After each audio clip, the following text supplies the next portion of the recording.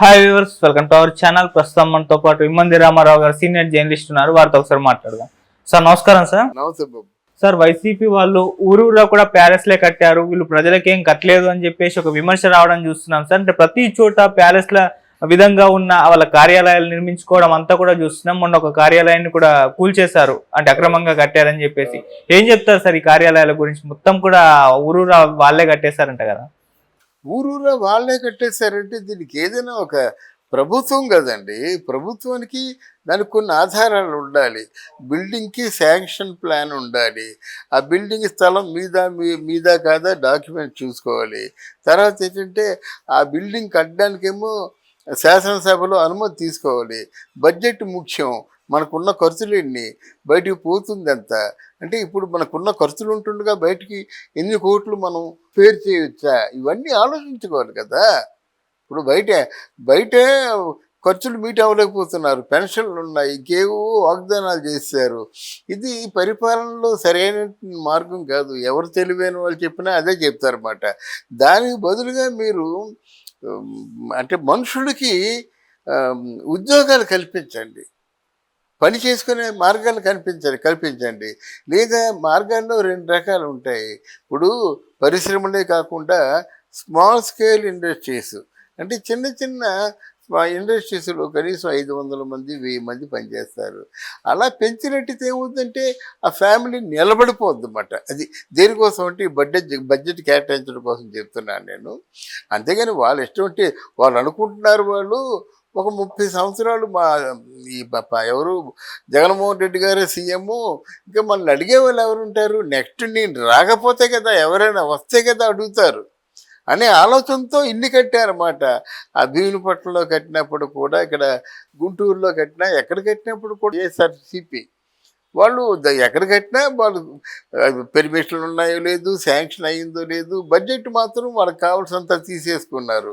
అంటే ప్రభుత్వం తాలూకు ఖజానాలో నుంచి ఎవరి అనుమతి లేకుండా తనే రాజు, తనే మంత్రి, తనే శాసనం చేసేటువంటి వ్యక్తిగా ఈ కార్యక్రమాలన్నీ నిర్వహించారన్నమాట. కనుక ఇప్పుడు చాలామందికి ఏంటంటే అపోహ, కూటమి వచ్చింది మా ఇల్లు పడగొట్టేస్తుంది. ఇల్లు కాదయి, ప్రభుత్వ ఆఫీసులు అంటే వాళ్ళకి నెక్స్ట్ ఇంకో ప్రభుత్వానికి ఉపయోగించుకునే విధంగా ఇచ్చేస్తే పర్వాలేదు. వాళ్ళు అదే అడుగుతారు, నువ్వు ప్రభుత్వ ఆఫీస్ కట్టావు కదా, మాది ప్రభుత్వమే కదా, ఆక్రమించుకుంటుంది అంటారన్నమాట. దల్లగా వద్దు, నేను కట్టాను అంటాడు. మరి లెక్క చూపించు. సో ఎలాగే ఇరకాటంలో పడతారన్నమాట. నువ్వు అసలు ముఖ్యమంత్రిగా పదవిలో కూర్చున్న వెంటనే ప్రజావేదికని కూల్చేసావు కదా, లేకుండా ఎవరి తాలూకు అనుమతి లేకుండా కూర్చేసావు కదా. నువ్వు చేసిన దౌర్జన్యమే. వీళ్ళు ఏమడుతున్నారంటే ఈ డబ్బు ఎక్కడి నుంచి ఇచ్చి దీంట్లో పెట్టావు. ఎకరం 1000 రూపాయలు తీసుకుంటారండి ఎవరైనా? ఎకరం 1000 రూపాయలు చెప్పిన 37 ఎకరాలు తీసుకున్నాడంటే మాకు ఎంత అవుతుంది? 37,000 అవుతుంది. ఇప్పుడు ఎకరం 4 కోట్లు చేస్తుంది. ఎంత అవుతుంది? 130 కోట్లు ఎంత అవుతుంది? రమారమి రెండు ఒకటేనా? నువ్వు దారాదత్తం చేసుకుంటావా? ఏమైనా గట్టి గడితే ఆఫీస్ అంటావా? అడగకపోతే నాదంటావా? ఇది ప్రజలు గమనించటం లేదు. డెఫినెట్గా ఎస్, ప్రభుత్వం కోసమే కట్టాను నేను, ఇంత అమౌంట్ ప్రభుత్వం నుంచి కేటాయించాను అని చెప్పేసి వాళ్ళు తెలుగుదేశం కూటమి వాళ్ళు వాడుకుంటారు ఆ ఇంటిని. Where is the dispute? ఇక్కడ వాదనే ఉంది. నాది అన్నప్పుడే కదా వాదన వస్తుంది. ఇప్పుడు ఇది కూడా భీమునిపట్నంలో ఉన్నది కూడా దాన్ని టూరిజం స్పాట్ అని చెప్పారు. టూరిస్టులకి గౌరవం అంటే వాళ్ళకి మర్యాదలు చేయడానికి అని చెప్పారు. దాన్ని సాక్షాత్తు టూరిస్ట్ మినిస్టరు రోజా ఓపెన్ చేసింది. ఎందుకంటే జగన్మోహన్ రెడ్డి కన్నింగ్ బ్రెయిన్కి ఆయన మీద ఇంకా ఏదో వేరే కేసు పడుతుందో అని చెప్పేసి రోజా ఓపెన్ చేసింది. ఓపెన్ చేసినట్టయితే ఇప్పుడు దాన్ని ఆల్ ఆఫ్ సడన్ ప్రభుత్వం క్యాంపు కార్యాలయం అని చెప్పిందంటే ఎంతవరకు సమంజసం? అది ఎంతవరకు మీరు దాన్ని యాక్సెప్ట్ చేస్తారు? ప్రభుత్వం తాలూకు క్యాంపు కార్యాలయం అయితే దాని బడ్జెట్ ఎవరు శాంక్షన్ చేశారు? దాని ప్లాన్ ఎవరు శాంక్షన్ చేశారు? మనకి టూరిస్ట్ స్పాట్ అంటే అంతకుముందు హరిత టూరిస్ట్ ఉంది అక్కడ, అదో 9 కోట్లు, సంవత్సరానికి 11 కోట్ల ఆదాయం వస్తుంది ఆ టూరిస్ట్ స్పాట్లోను. అదెందుకు కొట్టేశావు? ఎవరిని కొట్టేశావు? అది అది పూర్తిగా కొట్టేసినప్పుడు ఆ తదితర సభ్యులు ఉంటారు కదా అసెంబ్లీలో, వాళ్ళ తాలూకు యాక్సెప్టెన్స్ తీసుకున్నావు, పెర్మిషన్ తీసుకున్నావా? నువ్వు కొట్టేసి నీ ఇష్టం వచ్చినట్టుగా ఇటాలియన్ మా ప్లేట్స్తో మా ఇల్లు సర్వాంగ సుందరంగా ఇంద్రభవనంలా కట్టేసావంటే ఇంటికైనా బడ్జెట్ ఎంత? ఈ స్థలం గవర్నమెంట్ది. గవర్నమెంట్ స్థలంలో నీకు సొంతంగా బిల్డింగ్ ఎలా కట్టుకుంటావు? ఈ ఫర్నిచర్ అంతా ఎక్కడి నుంచి వచ్చింది? పిచ్చివాళ్ళు ఉన్మాదులు కుక్కలా గరుచుకుంటూనో ఎంతేందో చెప్పండి ముష్టి పారేస్తూ ఉంటున్నారు. వాడిని పట్టుకొని వెంటనే అరెస్ట్ చేసేయాలి. మీ తాలూకు ఫర్నిచర్ ఏదా అంటున్నావు నువ్వు, ముష్టి ఎంత అని చెప్పండి పారేస్తావు. అంటే ఫర్నిచర్ అంటే ఇది 3 లక్షల ఫ్యాన్ ఏమో 300 ఫ్యాన్ అంటున్నాడు. ఎలాగ ఎక్స్పెండిచర్ మీట్ అవుతుంది?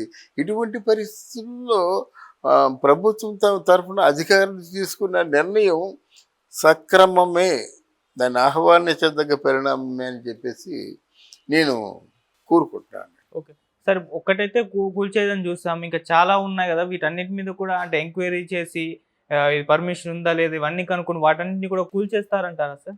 అంతే కదమ్మా, మనం మున్సిపాలిటీలు ఉన్నాయండి, 10 అడుగులు ముందు కట్టామండి, వాడు వస్తాడు నీ ప్లాన్ ప్రకారం నువ్వు కట్టలేదు 10 అడుగులు ముందు కట్టేసావని ఒక 2 మార్క్ గీసి వెళ్ళిపోతాడు.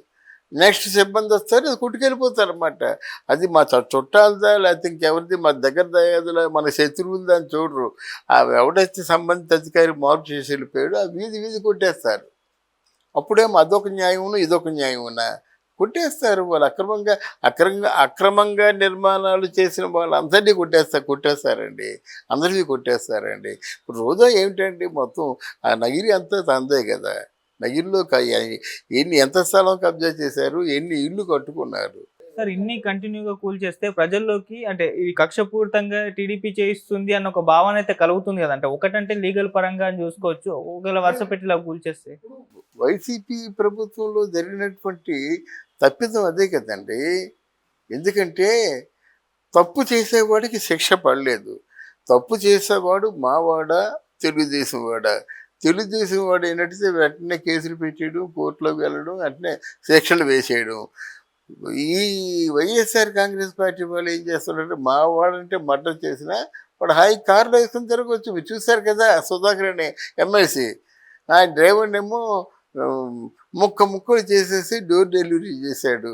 ఇంకో ముఖ్యమంత్రి అయితే ఆగుతాడా? చెప్పండి, మీరే చెప్పండి. అందువలన వాళ్ళు ప్రభుత్వంలో అసలు అదర్ పార్టీ వాళ్ళకి శిక్షలు వేశాడు కానీ తన పార్టీ వాళ్ళకి ఎవరికి శిక్ష వేయలేదు. అదే అయిందన్నమాట. ఈ తప్పులు చేసే వాళ్ళకి శిక్షలు వేయడం ప్రారంభిస్తే మిగతా వాళ్ళు తప్పు చేయకుండా ఉంటారు.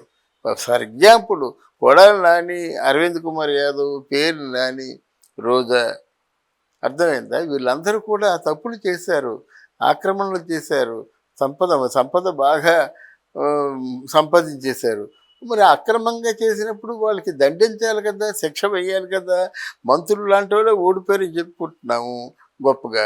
మంత్రులు లాంటి వాళ్ళకే శిక్ష వేస్తే ఇంకోటి చేస్తాడా? కొడాలి నాన్నకి వేశారు శిక్ష, అంతే కదా. రోజా వేశారు శిక్ష, గొప్పగా చెప్పుకుంటారు అన్నమాట.